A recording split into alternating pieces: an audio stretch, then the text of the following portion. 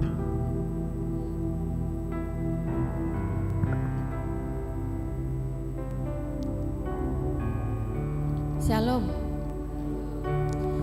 Selamat hari Minggu, selamat datang dalam ibadah raya GBT Praji Mantoro. Pagi ini kita mau datang kepada Tuhan. Kita mau mengucap syukur kalau Tuhan sungguh amat baik dalam kehidupan kita. Kita mau hampiri tahtanya yang kudus. Bapa kami dalam surga, kami mengucap syukur untuk pagi hari ini Tuhan. Untuk setiap nafas kehidupan yang Tuhan anugerahkan bagi setiap kami. Kami bersyukur untuk setiap anugerah yang begitu besar atas kehidupan kami Tuhan. Dan hari ini kami mau menghampiri tahta-Mu yang kudus untuk masuk lebih lagi dalam hadirat-Mu Tuhan. Layakan setiap kami Bapa yang ikut ambil bagian dalam pelayanan pagi hari ini. Tuhan juga akan mengurapi setiap kami sehingga pujian yang boleh kami naikkan itu boleh menjadi dupa yang berbau harum di hadapan-Mu Tuhan. Dan setiap kami yang boleh hadir pagi hari ini, kami mau datang membawa hati kami Tuhan. Bukan hanya seperti ibadah rutinitas biasa, tapi kami mau menghampiri tahta-Mu yang kudus, merasakan hadirat-Mu dalam kehidupan kami Tuhan. Terima kasih Bapakku yang baik. Kami mau menyembah-Mu dalam roh dan kebenaran. Terima kasih Tuhan Yesus. Haleluya, Yesus, kami menyembah-Mu Tuhan. Haleluya, haleluya Tuhan, kami menyembah-Mu Tuhan, hanya Kau yang layak dipuji.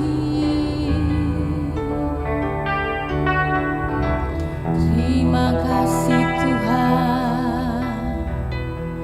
Haleluya, haleluya Yesus, kami mau menyembah-Mu Tuhan. Haleluya Yesus, kami tinggikan Engkau Tuhan. Haleluya, haleluya, ku menyembah-Mu Tuhan.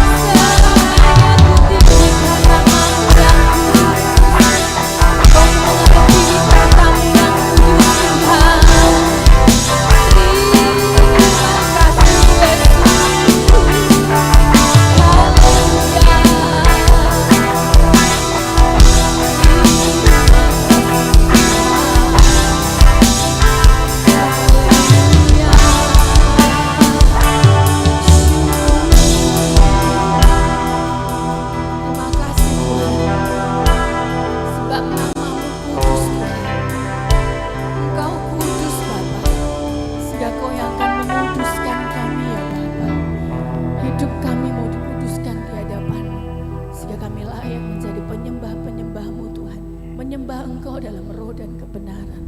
Pagi hari ini Tuhan, biarlah setiap pujian, hormat dan kemuliaan hanya bagi nama-Mu Tuhan. Terima kasih Bapa. Kami mau siap memuji nama-Mu, bersorak-sorai bagi nama-Mu yang kudus. Terima kasih Tuhan. Setiap kita yang percaya kita boleh katakan amin. Ada sukacita hari ini. Haleluya. Berikan kemuliaan bagi Allah kita yang hidup. Kita mau angkat satu pujian mengatakan dengan-Mu Tuhan.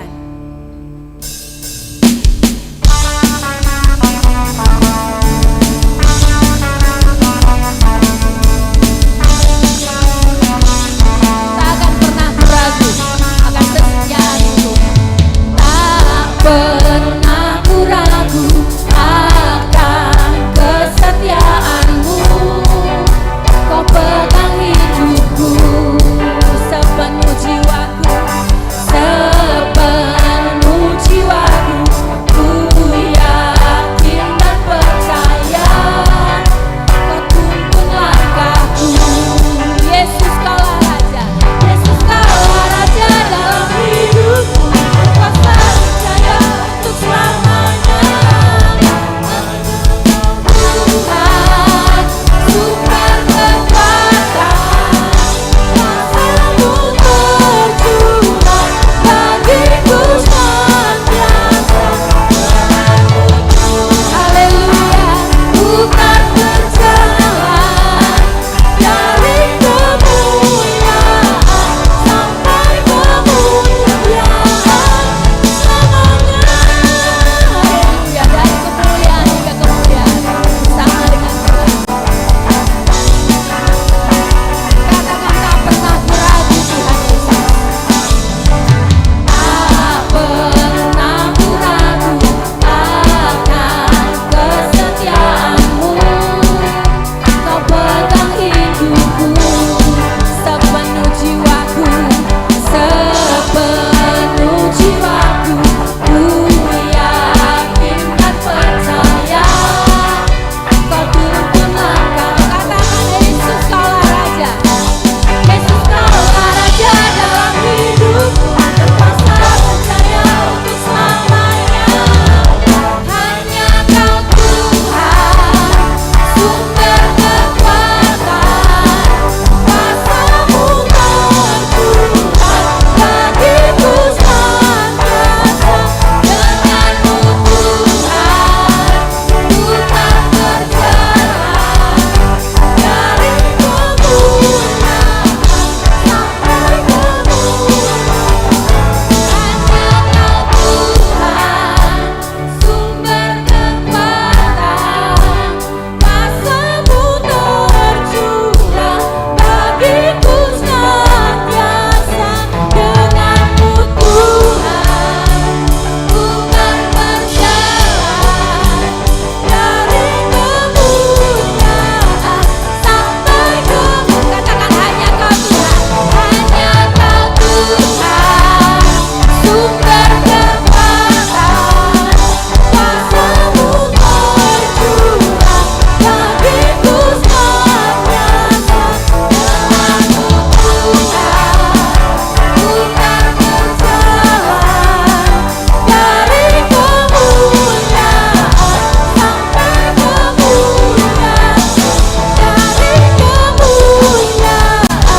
sampai kemuliaan, dari kemuliaan sampai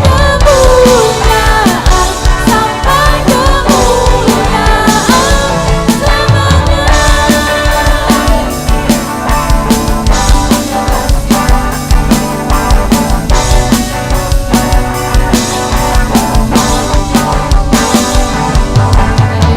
Bersama dengan Tuhan, Dia akan membawa kita dari kemuliaan sampai kemuliaan. Masih tetap kuat bangkit berdiri? Haleluya. Kita mau satukan lagi, satu pujian lagi mengatakan kasih yang begitu besar, yang lebih kuat daripada dosa.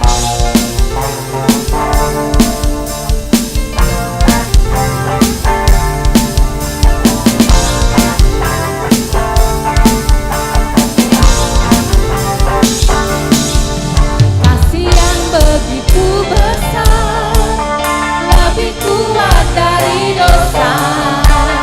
Kasih yang menemukanku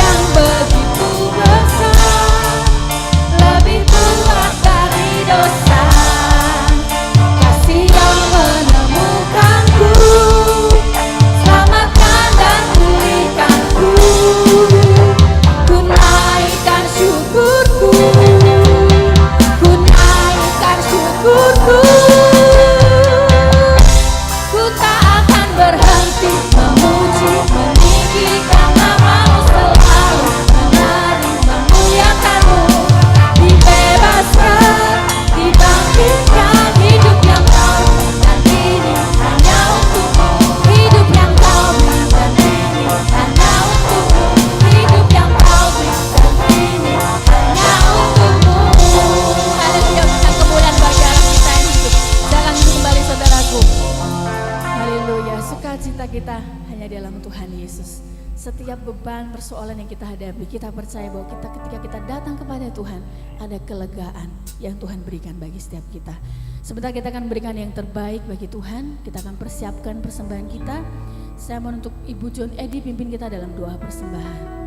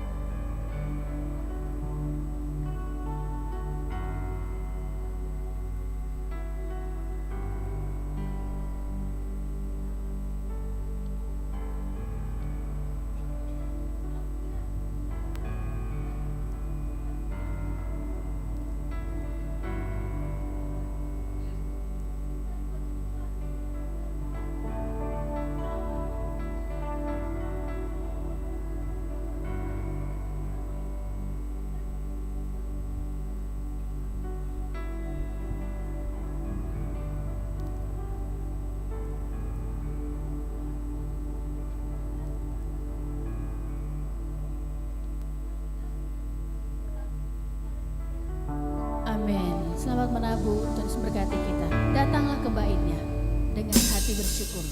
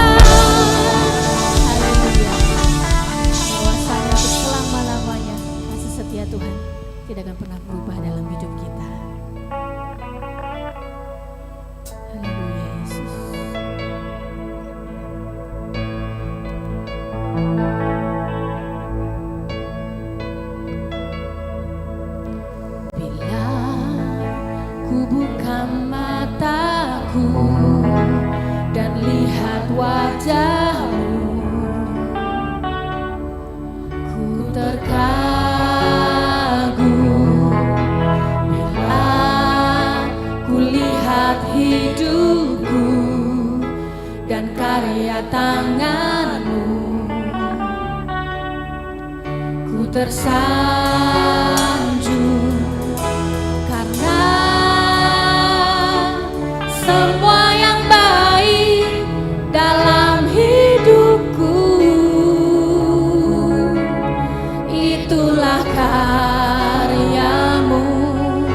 Kau beri kesempatan yang baru, dan ku ingin mengenalmu Tuhan lebih dalam dari semua yang ku kenal. Tiada kasih yang melebihimu, ku ada untuk menjadi penyembahmu.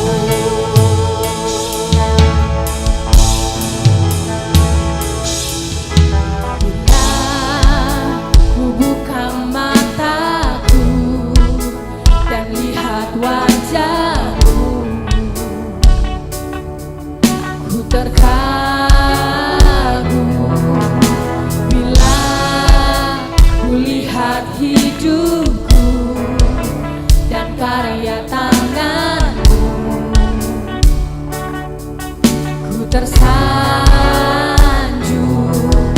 karena semua yang baik dalam hidupku, itulah karyamu.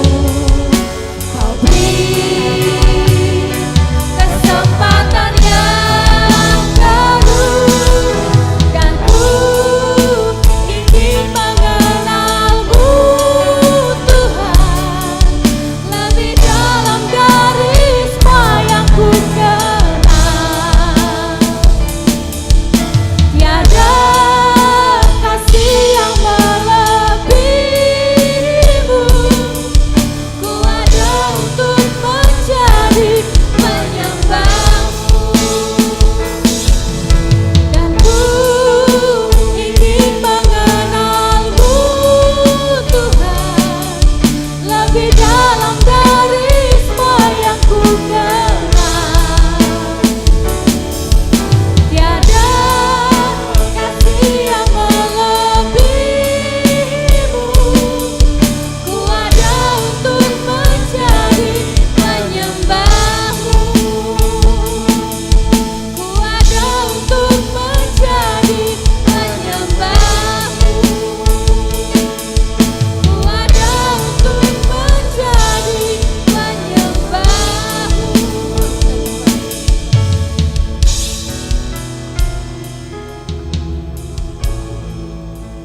Biarlah kehidupan kami untuk kami boleh memuji dan menyembah Engkau saja Tuhan. Dan kerinduan kami untuk kami semakin mengenal Engkau sebagai penebus kami yang hidup. Karena sungguhnya tidak ada yang lebih baik selain kami mengenal Engkau, mengenal karya salib Tuhan atas hidup kami. Biarlah pujian pengagungan kami menyenangkan hati Tuhan, dan siapkan hati untuk kami menerima benih firman-Mu.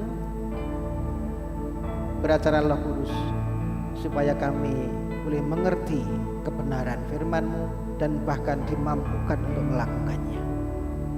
Kuasa jahat, kuasa gelap dan iblis dan roh jahat akan mengganggu benih firman, kami patahkan kuasanya di dalam nama Tuhan Yesus Kristus. Engkau yang berkuasa sepenuhnya atas pemberitaan firman hari ini. Kami siap menerimanya di dalam nama Tuhan Yesus. Haleluya. Amin. Silakan duduk Bapak Ibu. Shalom. Baik, selamat pagi. Kita sudah menaikkan pujian syukur kita di hadapan Tuhan. Tiba saatnya kita akan terima kebenaran firman Tuhan. Kita membuka dalam kitab Galatia. Kitab Galatia pasal yang ke-6 ayat yang ke-1 sampai dengan 9. Kita akan membaca secara bergantian menjadi landasan perenungan firman Tuhan hari ini. Efesus maksud saya, kok Galatia, saudara. Efesus. Iya, Salah saudara. Karena saya punya angan-angan membahas kitab Galatia, Book of Galatia gitu. Jadi belum selesai kitab Efesusnya, kita selesaikan Efesus pasal 6 ya. Efesus pasal 6 ayat 1 dan 9. Ya, Efesus pasal 6 ayat 1 dan 9 kita akan membaca bergantian. Saya dan saudara, saya baca ayat pertama, Bapak Ibu saudara yang kedua, demikian seterusnya sampai dengan ayat 9. Sudah ketemu, katakan amin. Oke. Galatia lagi. Aduh saudara, ini kalau pikiran sudah diisi Galatia jadi Galatia terus ini, saudara. Efesus pasal 6 ayat 1 sampai dengan 9. Baik, kita baca firman Tuhan. Taat dan kasih. Hai anak-anak, taatilah orang tuamu di dalam Tuhan, karena haruslah demikian. Ayat 2.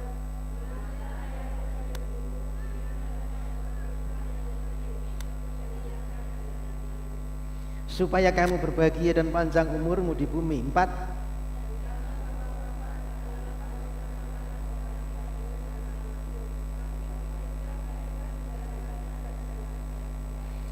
Hai hamba-hamba, taatilah Tuhanmu yang ada di dunia dengan takut dan gentar dan dengan tulus hati, sama seperti kamu taat kepada Kristus. 6. Jangan kau hanya di hadapan mereka saja untuk menyenangkan hati orang, tetapi sebagai hamba-hamba Kristus yang dengan segenap hati melakukan kehendak Allah, dan yang dengan rela menjalankan pelayanannya seperti orang-orang yang melayani Tuhan dan bukan manusia. 8. Kamu tahu bahwa setiap orang, baik hamba maupun orang merdeka, kalau ia telah berbuat sesuatu yang baik, ia akan menerima balasannya dari Tuhan. 9 bersama-sama. Dan kamu tuan-tuan, perbuatlah demikian juga.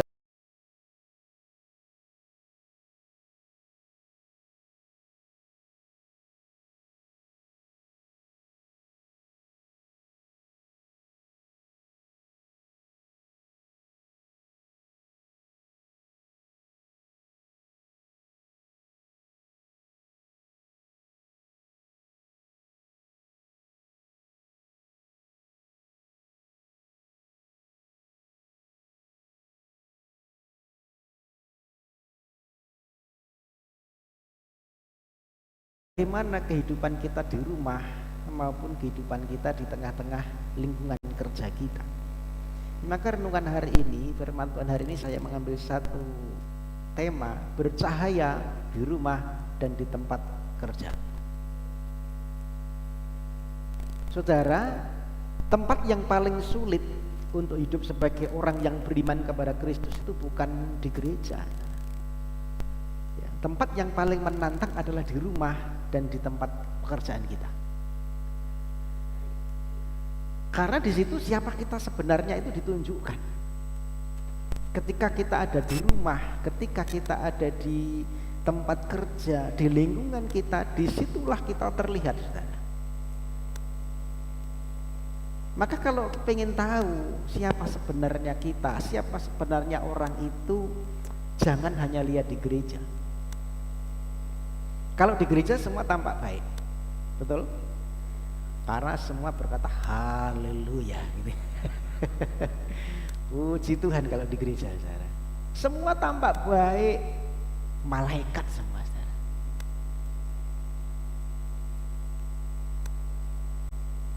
Maka kalau pengen tahu, lihat juga bagaimana kehidupannya dia di rumah, lihat juga bagaimana kehidupannya dia di pekerjaan. Apakah mereka konsisten dengan kehidupan mereka sama seperti ketika di gereja? Jadi saudara, Injil jangan hanya berhenti di gereja, tetapi juga harus tampak di luar gereja, di mana kita hidup sehari-hari. Amin. Injil yang sejati mengubah kehidupan kita. Bagaimana kita menjadi orang tua, bagaimana akhirnya anak-anak menjadi anak-anak yang baik, bagaimana kita bersikap yang kerja sebagai atasan maupun sebagai bawahan. Nah, di titik-titik ini banyak orang Kristen yang sering kehilangan identitas Injil yang sejati. Kalau di gereja semua baik, tetapi bagaimana dia di rumah, bagaimana dia di tempat pekerjaan, seringkali orang Kristen kehilangan identitasnya yang sejati, saudara. Kita mungkin bisa hafal ayat firman Tuhan. Kita mungkin mahir bicara rohani di gereja. Tetapi bagaimana kita menunjukkan itu di lingkungan kita, di rumah kita, dan di tempat kerja kita bersama dengan teman-teman kita. Ini tidak bisa dipalsukan, karena disitulah sebenarnya identitas kita terlihat. Saudara, yang lalu kita sudah belajar bagaimana kita ditebus Tuhan, bagaimana kita dipersatukan dengan Kristus dan kita menerima satu identitas yang baru. Efesus pasal 1, 2, 3 itu adalah karya Tuhan tentang anugerah Tuhan. 4:5 itu bicara tentang identitas yang baru. Kamu adalah ciptaan yang baru. Ayat 5 ya juga diulang di situ. Kalau kita sudah menerima identitas yang baru, kita dipanggil untuk hidup di dalam terang Kristus. Kemarin hari Minggu. Tetapi saudara, terang itu tidak hanya berhenti ketika kita di gereja. Terang itu harus terus berlanjut dalam kehidupan kita sebagai orang percaya di tengah-tengah keluarga maupun di tempat kerja kita. Amin. Nah, hari ini kita belajar, saudara, bahwa Kristus itu mengubah identitas kita itu bukan hanya dalam komunitas di gereja, tetapi juga bagaimana terang Kristus itu harus terlihat ketika kita menjalani kehidupan kita sehari-hari. Bagaimana memancarkan terang Kristus itu di area penting hidup kita, terutama di keluarga dan di pekerjaan kita. Hari ini kita belajar 3 hal: bercahaya di rumah, bercahaya di tempat kerja, dan biarlah cahaya Injil itu ada di dalam setiap kehidupan kita. Yang pertama, kita harus bercahaya di rumah. Amin. Bisa belajar firman Tuhan, katakan amin. Ya. Kita harus bercahaya di rumah. Saudara, kita akan melihat bagaimana Injil itu mengubah cara kita mengasihi, khususnya di rumah, saudara. Kenapa ini penting? Ya karena di rumah itu topeng kita harus dicopot, saudara. Ya, kita harus lepaskan topeng kita kalau di rumah. Kalau di tempat kerja, di luar kita mungkin bisa, ya karena profesional, kadang-kadang profesional kerja kita mau marah kita nahan-nahan gitu ya, karena malu kalau di luar gitu ya. Tetapi kalau sudah di rumah, jangan-jangan apa yang kita sudah mungkin di jalan itu kita sudah nahan emosi, lah di rumah kita lampiaskan kepada istri, kepada anak-anak. Maka di rumah sesungguhnya topeng kita terbuka. Kita harus copot. Di hadapan keluarga sifat asli kita itu muncul. Entah kita itu pemarah, entah kita itu orang yang suka pendendam, entah kita itu orang yang suka marah-marah, ngomel-ngomel, suka bersungut. Di tengah-tengah keluarga itu muncul. Dan disitulah identitas kita yang sejati itu diuji paling jujur, di rumah. Maka Paulus menjelaskan di sini bagaimana Injil itu bukan hanya mengubah kehidupan kita dengan Allah, tetapi juga mengubah cara kita hidup di dalam keluarga.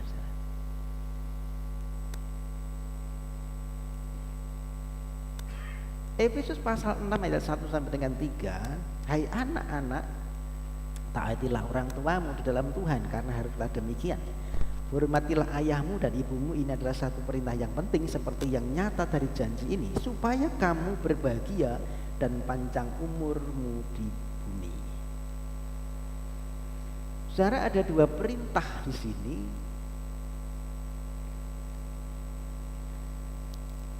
yang menjadi bagian anak kepada orang tua, yaitu taat dan hormat. Hai anak-anak, taatilah orang tuamu dalam Tuhan, karena haruslah demikian. Hormatilah ayahmu dan ibumu. Ada 2 perintah, taat dan hormat. Taat itu ya tindakan kita selama Kalau anak ya selama dia diasuh oleh orang tuanya. Ketika anak itu belum mandiri, masih bisa belum bertanggung jawab secara pribadi, dia harus taat di dalam pengasuhan. Jadi anak-anak yang hari ini, anak-anak ya, engkau yang masih belum mandiri, masih bergantung sama orang tuamu, kamu harus taat sama orang tua.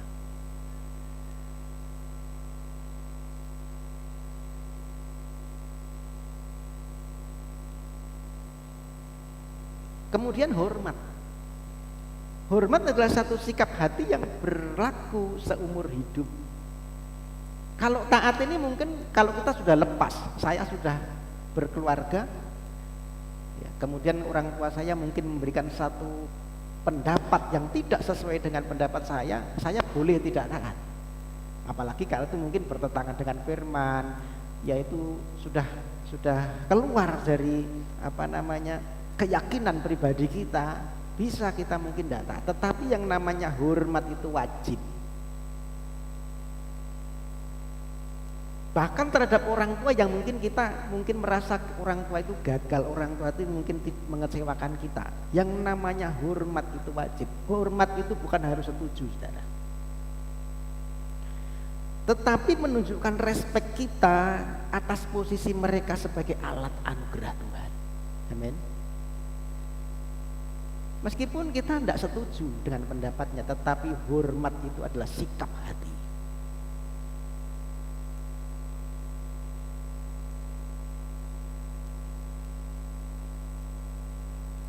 Ada satu contoh kasus misalnya, ya ini mungkin ketaatan yang ekstrim ya. Seringkali kan kita mendapati seorang suami dia lebih mendengarkan kepada orang tuanya daripada mendengar istrinya. Saya pernah ketika konseling satu keluarga mau menikah, kenapa kamu cerai? Orang tua saya menghendaki saya cerai, Pak. Berarti cerai itu bukan keputusan dia sendiri, tetapi keputusan dari orang tuanya. Ini benar salah? Benar atau salah, saudara? Salah.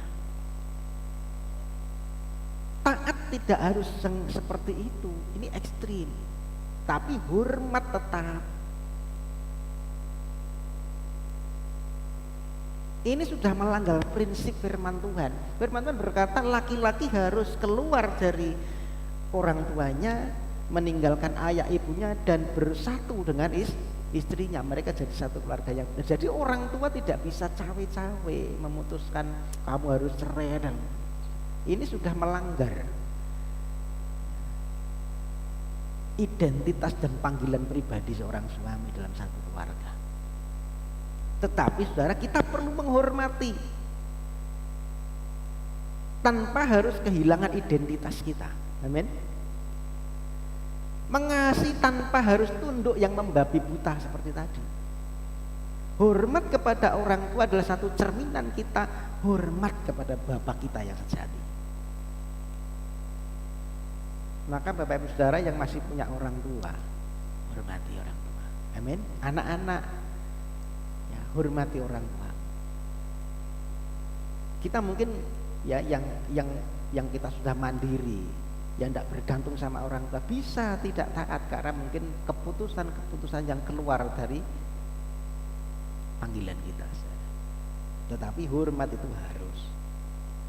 Kenapa? Karena dasarnya ada, saudara, kita harus hormat. Jadi ini bukan sekedar norma sosial, karena itu sudah umumnya begitu, tidak. Tetapi ada satu relasi antara anak dengan Kristus. Tadi dikatakan di dalam Tuhan. Taatilah orang tuamu di dalam Tuhan, karena haruslah demikian.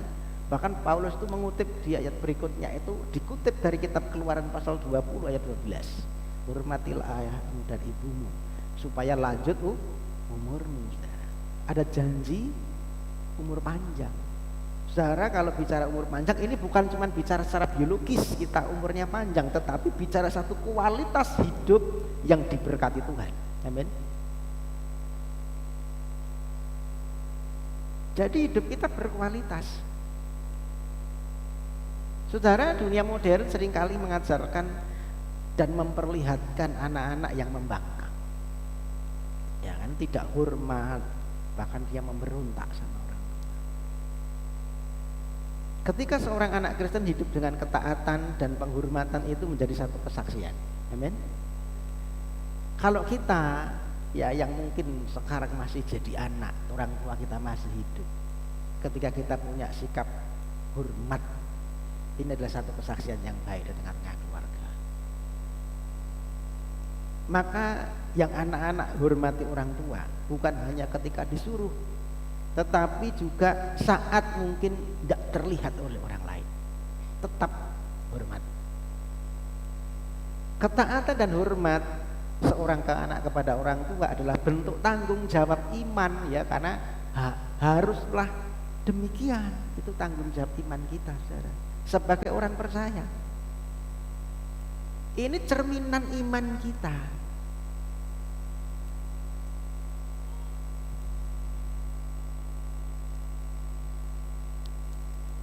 Tanggung jawab orang tua adalah mendidik anak dalam kasih. Efesus pasal 6 ayat 4, dan kamu bapak-bapak janganlah bangkitkan amarah di dalam hati anak-anakmu, tetapi didiklah mereka di dalam ajaran dan nasihat Tuhan. Paulus di sini menyebut bapak-bapak. Kenapa ibu-ibunya kok enggak ada ya? Berarti ibu-ibu ini di luar tanggung jawab, gitu ya.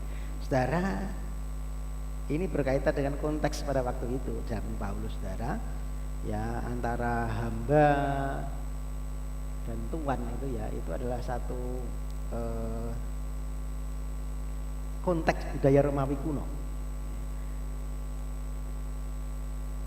Nah, di dalam budaya Romawi kuno, bapak itu dia punya kuasa yang mutlak, punya otoritas penuh. Konteks pada waktu itu bahkan bapak itu bisa ngusir anaknya. Ketika bapaknya tidak suka, bisa diusir. Bahkan ya maaf, dibunuh pun boleh. Itu konteks ya, Romawi kuno, saudara, ya. Maka Paulus meminjam ini, ya, hai bapak-bapak. Artinya bahwa ayah ini memang menjadi satu pemimpin utama di dalam satu keluarga. Namun prinsip ini juga berlaku tentunya orang tua, ibu juga masuk di situ sebagai pengasuh. Disebutkan didiklah tanpa membangkitkan amarah. Jadi saudara, otoritas kita sebagai orang tua untuk mendidik anak itu bukan untuk menindas, bukan untuk memaksakan ambisi pribadi kita, tetapi untuk membentuk karakternya anak. Amin.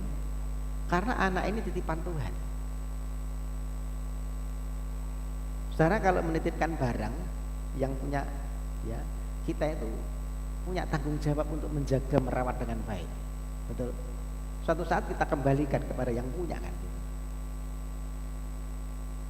Dan kita tidak bisa memperlakukan anak-anak kita semau kita, karena ini titipan.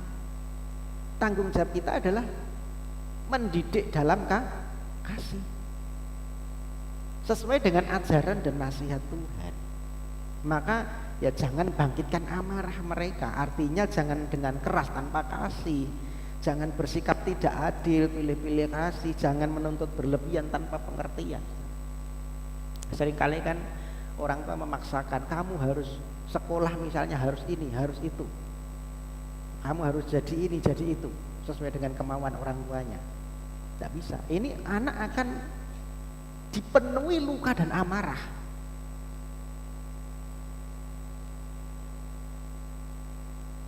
Jadi amarah bisa muncul karena apa? Karena mungkin kita over disiplin, terlalu keras kepada anak-anak,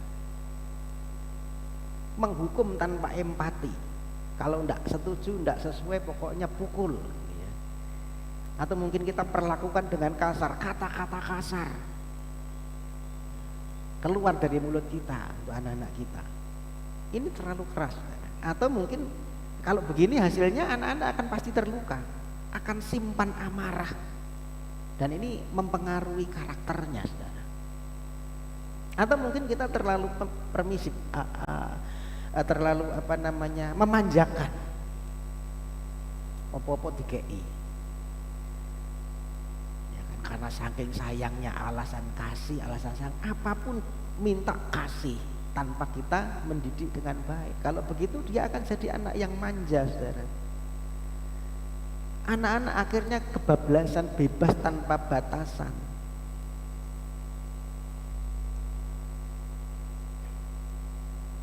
Ini juga salah. Maka prinsip yang penting adalah kita harus disiplin, tetapi juga ada relasi yang baik. Kalau cuma disiplin, ya jadinya pemberontakan, dia terluka batinnya. Kalau kita cuma relasi, jadi anak yang manja, tidak bertanggung jawab. Anak-anak tidak bisa bertanggung jawab. Yang benar dua-duanya, harus ada disiplin, harus juga ada hubungan yang baik, relasi yang baik. Nah, kalau kita sebagai orang tua mungkin bersalah mendisiplinkan anak, terlalu keras, ya kita harus memberi contoh, mau untuk kita mungkin ya paling tidak mengakui sama anak kita salah, saya salah. Saudara, seringkali saya tuh kadang-kadang membuat anak saya nangis, saudara. Ketika saya menasihati Grisha itu, tanya aja tuh berapa kali nangis. Kesia juga. Tetapi di sela-sela itu saya kemudian tidak membiarkan dia simpan amarahnya, dia nangis. Saya perlu jelaskan. Kalau papa salah, papa minta maaf. Tujuannya apa? Saya harus jelaskan kenapa harus berbuat begitu. Saya kasih contoh, saya kasih ilustrasi, saya kasih efeknya jangka panjang seperti apa. Meskipun dia nangis, kemudian saya tanya, ngerti? Sekarang tahu kenapa papa marah? Tahu. Jadi dia tahu, karena memang semestinya dia harus tahu.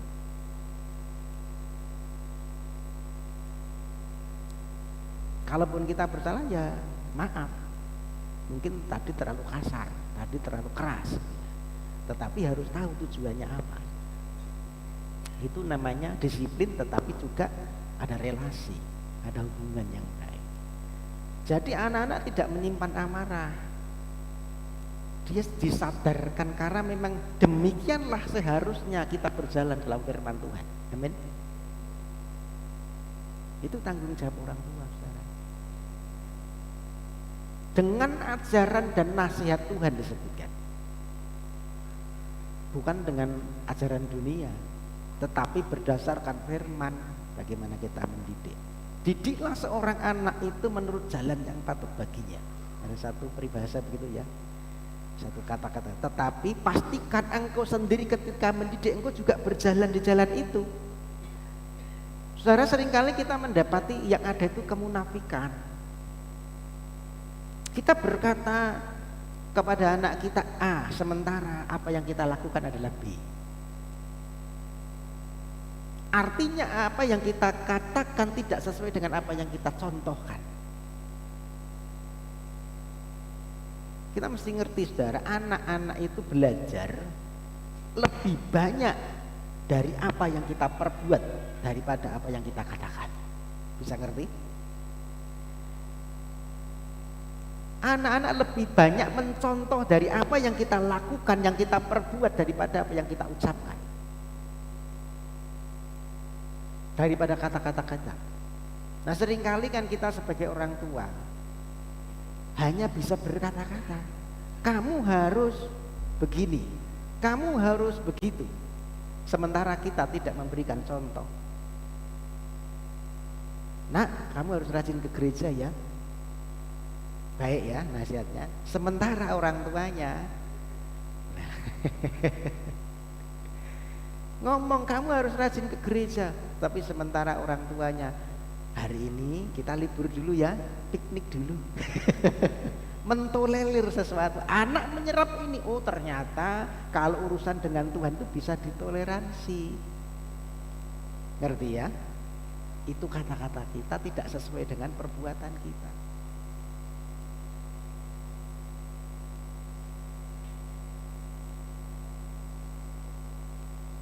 Gereja kan bisa nanti toh nak ya. minggu depan bisa, sekarang ini masih ada urusan. Nah, kita mentolerir sesuatu dan ini masuk menjadi satu pelajaran yang dicontoh. Suatu saat mereka besar juga sama seperti itu. Ternyata kalau urusan rohani itu bisa ditoleransi, bukan sesuatu yang penting. Nah, kamu kalau berteman, bergaul, pilih teman-teman yang baik ya. Itu kan nasihat kita kepada orang tua. Sementara orang tuanya pergaulannya ndak karuan, bergaul dengan ndak karu-karuan. Ini yang jadi contoh.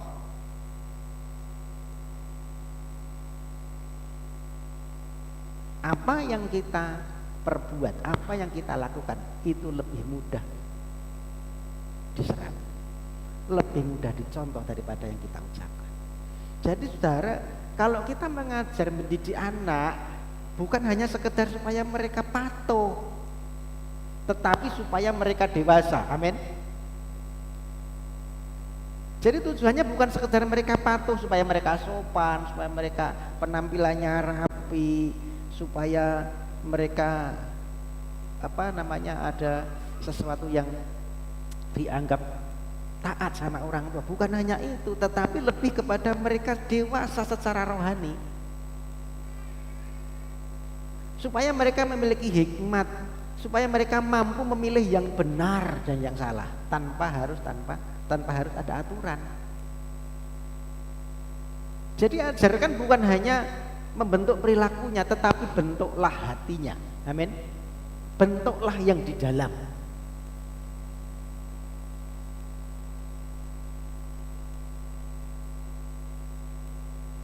Ajarkan bukan hanya kenapa mereka harus melakukan itu, tetapi buat mereka mengerti bahwa ini loh yang berkenan di hadapan Tuhan, ini yang baik di hadapan Tuhan. Kita bentuk hatinya, saudara, bukan hanya perilaku lahiriahnya saja. Kita membimbing mereka untuk mengenal siapa mereka di dalam Kristus, supaya mereka akhirnya juga sama menjadi ciptaan yang baru. Amin. Nah, saudara, banyak anak-anak hari ini kehilangan arah. Karena apa? Tidak mendapatkan figur pendidik yang baik.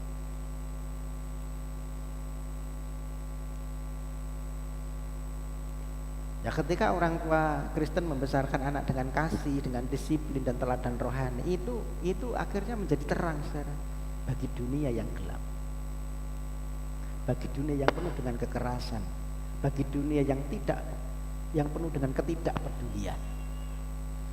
Maka saudara, luangkan waktu untuk kita mendengar anak-anak kita. Amin.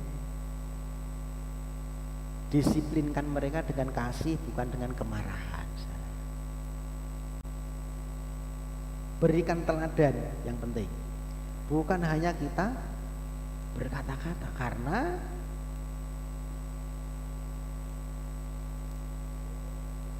perbuatan kita tuh lebih mudah diserap daripada perkataan kita. Contohkan apa yang baik, bukan hanya dengan perkataan, tetapi lewat perilaku kita. Amin. Itu saudara. Yang penting juga doakan mereka. Ya. Saya setiap pagi kalau hari Minggu itu dengar Mbah Dar ini mendoakan anak-anaknya. Semua disebut, saudara. Ya, saudara, pintu gereja belum dibuka, tapi sudah di dalam. Sudah doakan anak nomor 1, nomor 2, cucu-cucunya, sekolahnya, bahkan yang tidak percaya Tuhan pun disebut.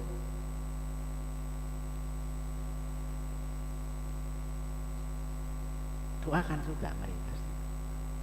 Nah, kesimpulannya apa dalam bagian ini, saudara? Rumah adalah tempat pertama di mana terang Kristus harus bersinar. Amin. Kalau di rumahnya terangnya sudah bersinar, baru kita bawa keluar. Karena ini yang lingkup paling kecil. Anak-anak harus memancarkan terang melalui ketaatan dan penghormatan. Sementara orang tua harus memancarkan terang melalui pengasuhan yang penuh dengan kasih dan berdasarkan dengan firman Tuhan. Selanjutnya yang kedua, tadi bercahaya di rumah. Nah, sekarang kalau di rumah sudah, ini bercahaya di tempat kerja. Ayat 5, hai hamba-hamba taatilah Tuhanmu dengan takut dan gentar dan dengan tulus hati sama seperti kamu taat kepada Kristus. Ayat 7-nya, dan yang dengan rela menjalankan pelayanannya seperti orang-orang yang melayani Tuhan dan bukan manusia. Ya, hamba dan tuan. Ya.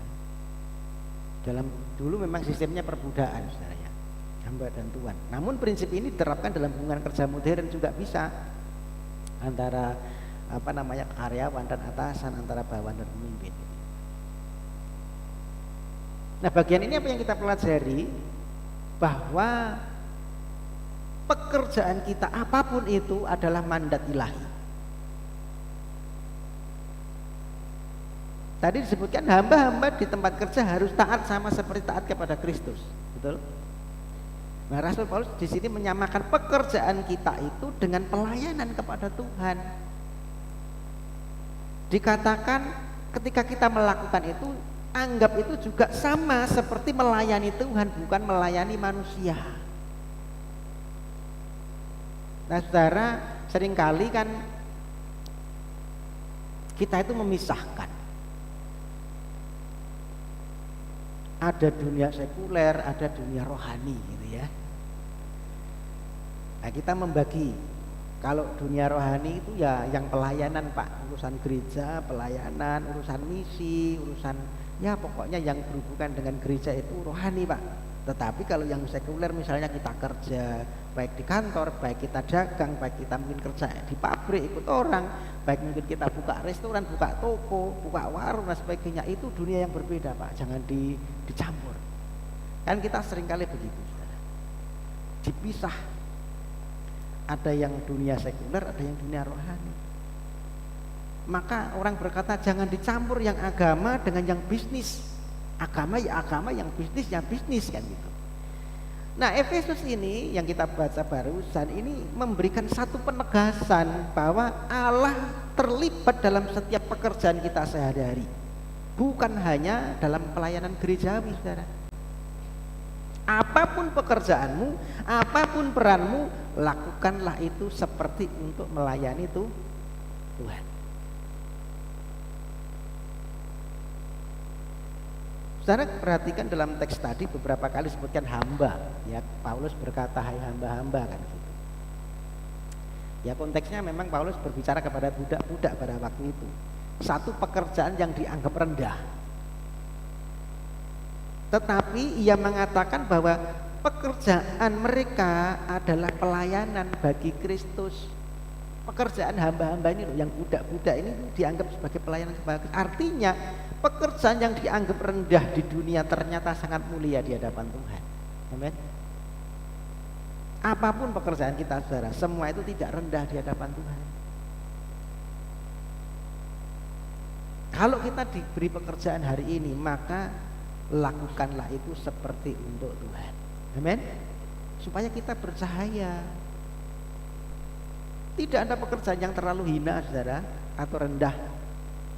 Lakukanlah itu dengan tekun di dalam iman. Ya, meski dunia mungkin tidak mengenal kita lewat pekerjaan kita. Ya, nama kita mungkin tidak tercantum dalam top businessman gitu ya. Tidak muncul. Tetapi saudara, di hadapan Tuhan, bahkan hal yang paling sederhana, hal yang mungkin dianggap hina, kalau kita lakukan dengan iman, itu menjadi satu ibadah yang sejati.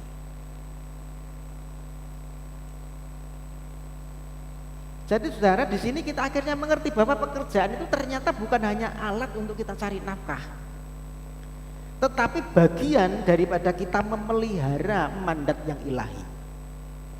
Kejadian pasal 1 ayat 28 itu berkata bahwa Allah memberkati manusia. Beranak cuculah, penuhilah bumi, taklukkanlah dan berkuasalah. Artinya apa? Ini tentang mengelola.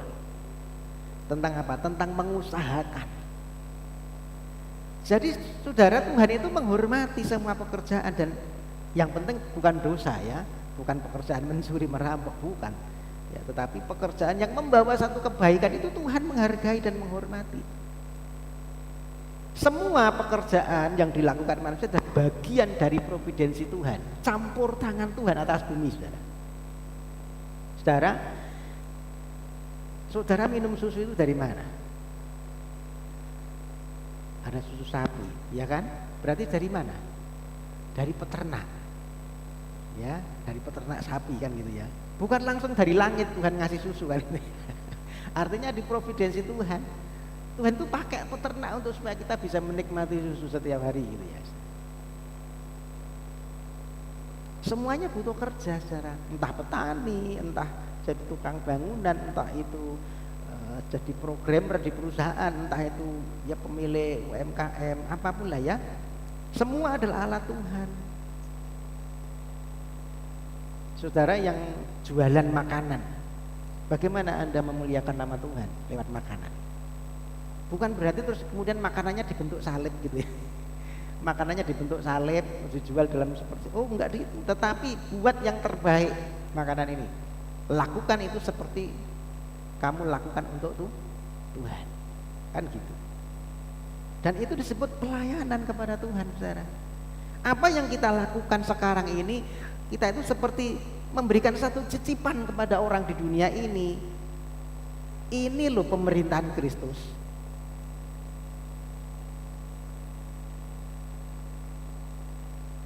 Jadi pekerjaan kita itu adalah mandat ilahi. Apapun yang kita lakukan, ada providensi Tuhan, ada campur tangan Tuhan di situ. Maka kita tidak boleh rendah diri. Amin. Lakukan itu seperti untuk Tuhan. Dan lakukan itu dengan sepenuh hati, saudara. Ayat 6, jangan hanya di hadapan mereka saja untuk menyenangkan hati orang, tetapi sebagai hamba-hamba Kristus yang dengan segenap hati melakukan kehendak Allah. Loh, saya kan sekolah Pak. Kalau sekolah berarti saya tidak punya tanggung jawab ini kan? Oh enggak gitu.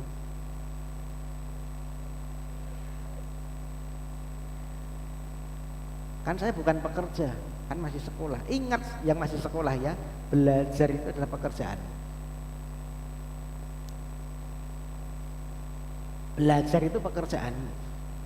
Mungkin sekarang bukan kerja cari nafkah, tetapi kamu pelajar, kamu sedang belajar, itu adalah pekerjaanmu hari ini. Maka lakukan itu dengan tanggung jawab, dengan sepenuh hati. Amin. Yang sekolah itu, itu memuliakan nama Tuhan.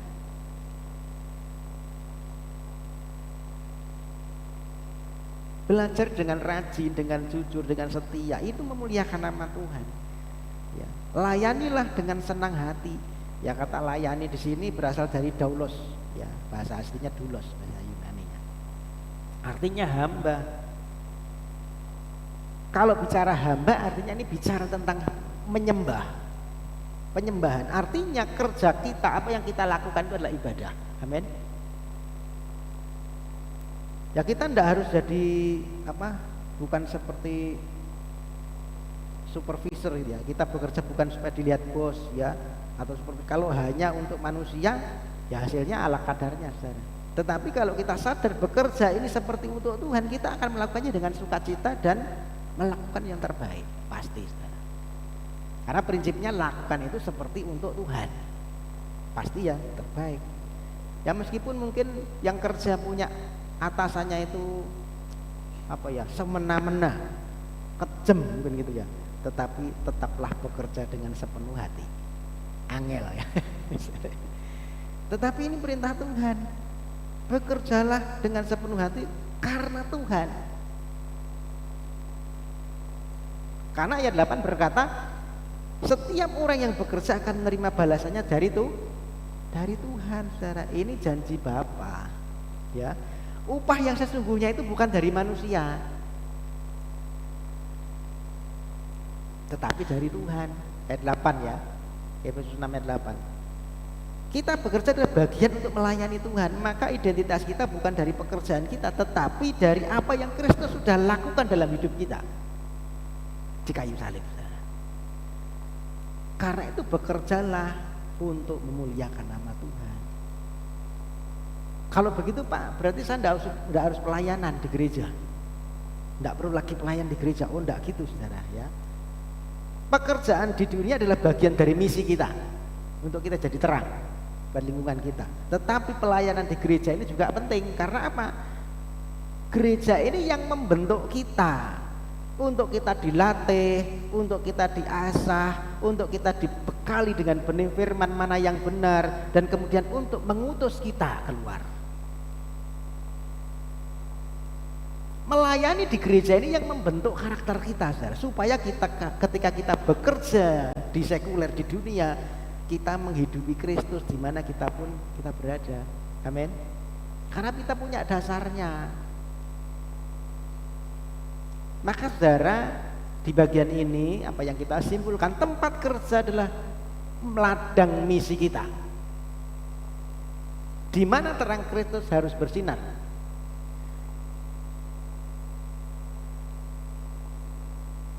Amanat Agung berkata, pergilah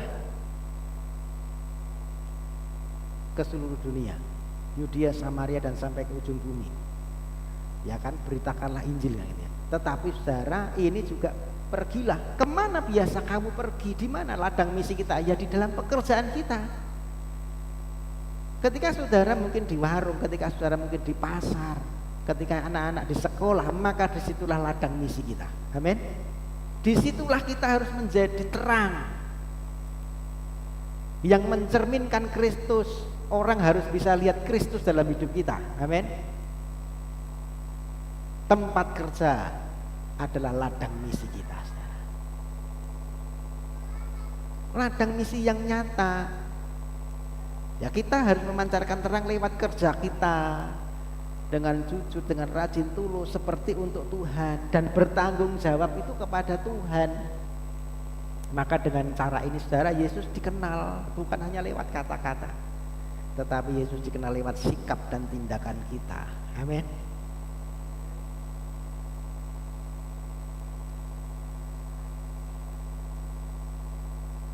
Yang terakhir, cahaya Injil harus terpancar di seluruh kehidupan kita.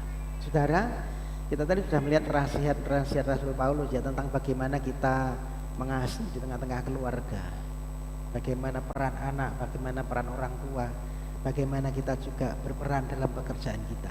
Tetapi saudara, apakah benar-benar bisa mengubah cara kita bekerja dan mengasihi?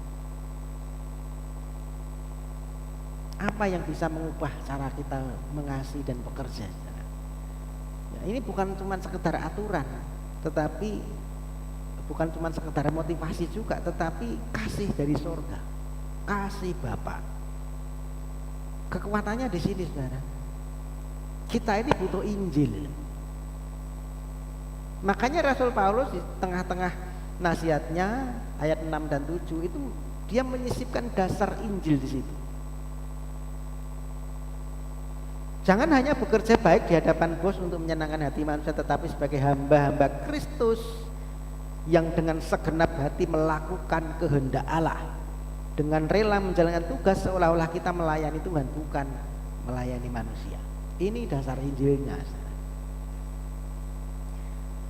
Ya, dalam relasi keluarga banyak yang tampak mengasihi orang tua atau anak, tetapi dengan motivasi yang tersembunyi. Ya, supaya kita mengasihi anak, supaya anak kita merasa berutang budi sama kita, nanti kalau kita tua akhirnya dibalas, ya. Supaya kelak, atau kita mungkin mengasihi orang tua, hormat kepada orang tua, motivasinya tidak jujur supaya kita dapat warisannya. Ini tidak tulus, ya. Banyak orang yang memang rajin bekerja, tetapi bukan karena mereka mengasihi Tuhan, tetapi karena mungkin kita takut tidak punya identitas di tengah-tengah lingkungan masyarakat. Kita takut gagal, kita takut miskin, takut tidak dianggap sama orang.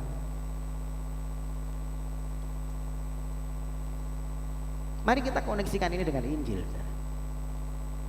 Dalam kehidupan keluarga, kita tidak akan bisa sungguh-sungguh mengasihi jika kita belum mengalami kasih yang sempurna.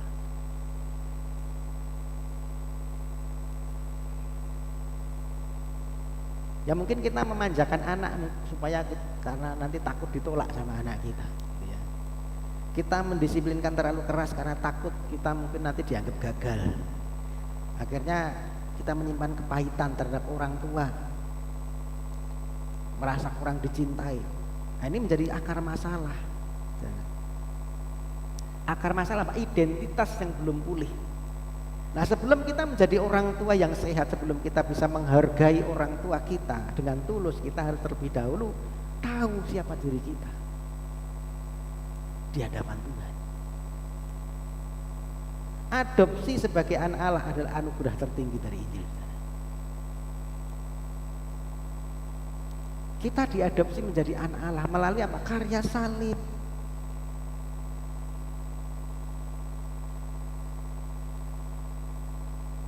Efesus pasal 5 ayat 1 ayat Efesus pasal 1 ayat 5 yaitu berkata bahwa Ia telah menentukan kita dari semula oleh Yesus Kristus untuk apa? Menjadi anak-anaknya. Kita diadopsi menjadi anak-anak Tuhan.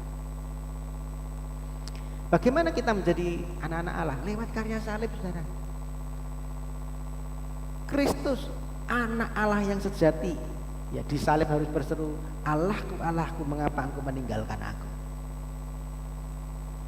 Dia yang sempurna kehilangan kasih Bapa supaya kita yang adalah musuh Allah bisa diterima menjadi anak-anaknya. Amin. Ketika kita sadar bahwa kita sudah diadopsi oleh Allah Bapa, oleh Bapa di surga, kita bisa membesarkan anak kita bukan hanya untuk membanggakan diri, tetapi untuk memperkenalkan mereka kepada Tuhan. Kita bisa taat menghormati orang tua dengan tulus, karena memang demikianlah seharusnya hidup anak-anak Tuhan yang memancarkan firman. Dalam pekerjaan, jika kita belum sadar akan Injil yang sesungguhnya, kita tidak akan pernah bekerja dengan kemerdekaan. Kita akan terus bekerja seperti seorang budak. Kita hanya bekerja untuk sesuatu, entah itu uang, entah itu kekuasaan, entah itu pengakuan dari masyarakat, entah itu rasa berharga. Kita hanya ngejar itu. Maka kalau yang kita kejar cuma itu, kita akan seperti seorang yang diperbudak oleh hal-hal itu, saudara. Kalau itu gagal, maka kita merasa gagal, merasa kita tidak berharga. Perhatikan, saudara, bahwa Yesus Kristus dalam Filipi pasal 2 rela menjadi hamba. Dia tidak menganggap kesetaraan dengan Allah, rela mengosongkan dirinya, mengambil rupa seorang hamba. Itu yang Yesus kerjakan. Dia datang bukan untuk dilayani, melainkan untuk melayani. Dia memberikan hidupnya sebagai tebusan bagi banyak orang. Dia mati supaya kita yang hamba-hamba dosa, yang terus bekerja untuk pengakuan diri tadi, akhirnya bisa dibebaskan. Dia yang paling berharga rela membayar harga yang tertinggi supaya kita yang seharusnya dibuang dijadikan sangat berharga. Dulu, saudara, sebelum kita mengenal Injil, kita bekerja untuk upah. Kini, setelah kita mengenal Injil, kita menerima warisan surgawi. Amin. Maka sekarang kita bekerja bukan untuk membuktikan nilai diri kita, tetapi untuk memuliakan nama Tuhan. Saudara, Injil harus mengubah motivasi kita secara mendasar. Dari mengejar harga diri, pengakuan, upah, menjadi memberi diri untuk melayani Tuhan.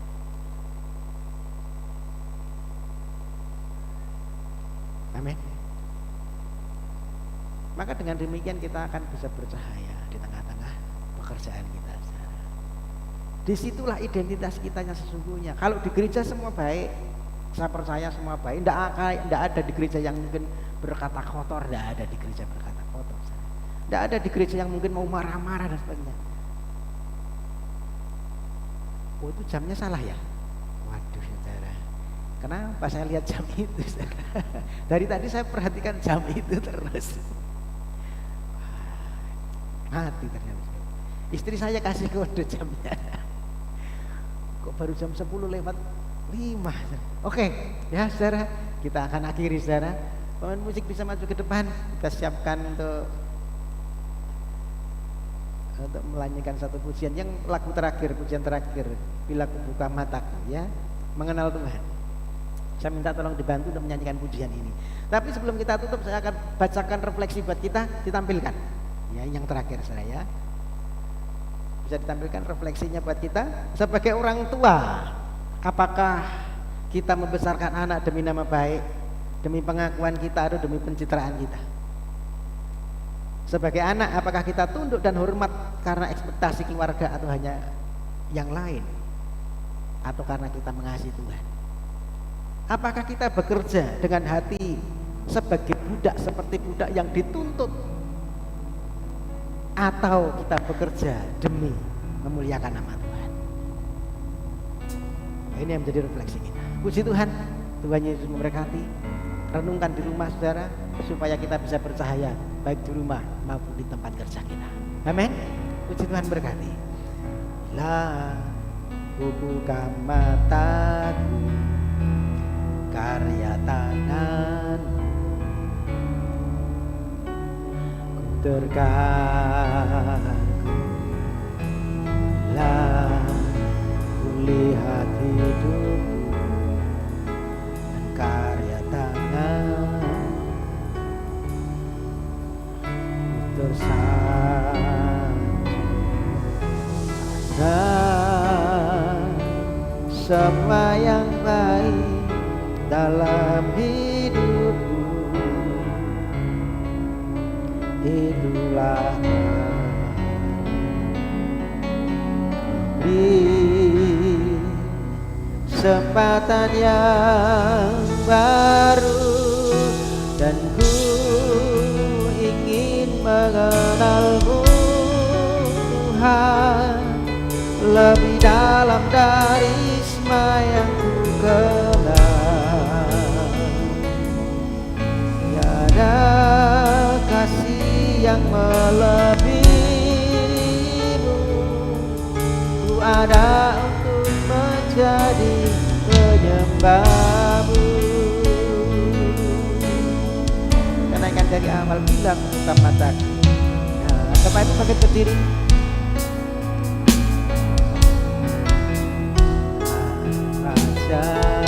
Ku terkagum bila ku lihat dan karya tangan ku tersanjung. Nah, semua yang baik dalam hidup, itulah karyamu Tuhan, itulah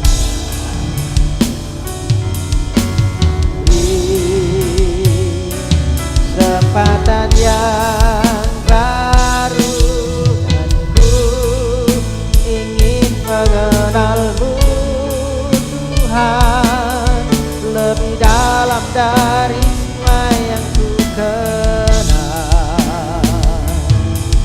Tiada kasih yang melebihimu, ku ada untuk menjadi penyembahmu, dan ku ingin mengenalmu Tuhan lebih dalam.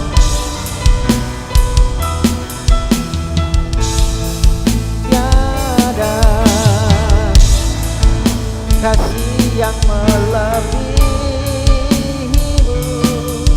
ku ada untuk menjadi penyembahmu. Ku ada untuk menjadi penyembahmu. Ku ada untuk menjadi penyembahmu.